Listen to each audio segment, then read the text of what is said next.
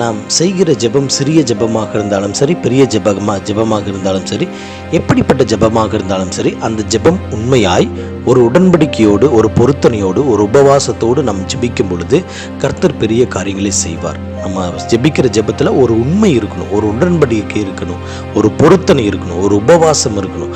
அப்படி ஜெபிக்கிற ஜெபத்திற்கு பலன் அதிகம். அப்படித்தான் யாக்கோபு ஜெபிக்கிறார்.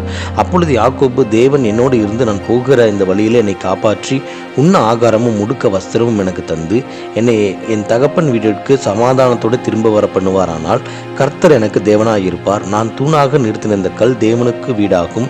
தேவரீர் எனக்கு தரும் எல்லாவற்றிலும் உமக்கு தசமபாகம் செலுத்துவேன் என்று சொல்லி பொருத்தனை பண்ணி கொண்டான். இப்படி பொருத்தனை பண்ணி ஒரு சின்ன ஜெபத்தை ஜெபிக்கிறான். அதற்குண்டான பதில் பாருங்க. உண்மையாய் உபவாசமாய் அவன் உடன்படிக்கையோடு பொருத்தனையோடு அந்த ஜெபத்தை செய்யும் பொழுது அதுக்குண்டான பதில் எங்கே தெரியுங்களா இருக்கு? ஆதியாகமம் 32 அதிகாரம் 10வது வசனத்தில் இருக்கு. அடியேனுக்கு தேவரீர் காண்பித்த எல்லா தயவுக்கும் எல்லா சத்தியத்திற்கும் நான் எவ்வளவேனும் பாத்திரன் அல்ல. நான் கோலும் கையுமாய் இந்த யோர்தானை கடந்து போனேன். இப்பொழுதோ இவ்விரண்டு பரிவாரங்களையும் உடையவனானேன்.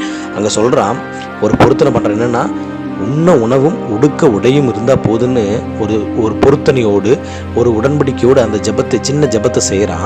ஆனால் அந்த சின்ன ஜெபத்திற்குண்டான உண்மையாய் அவன் ஜெபித்த அந்த ஜெபத்திற்குண்டான பலன் இங்கே இருக்குது. இங்கே என்னன்னு கேட்டிங்கன்னா, வெறும் கையோடும் கோலோடும் நான் யோர்தானை கடந்து போனேன். ஆனால் இப்பொழுது அந்த யோர்தானை கடந்து வரும்பொழுது வெறுங்கையாய் போன நான் 2 பரிவாரங்களோடு கூட வருகிறேன் என்று சொன்னான்.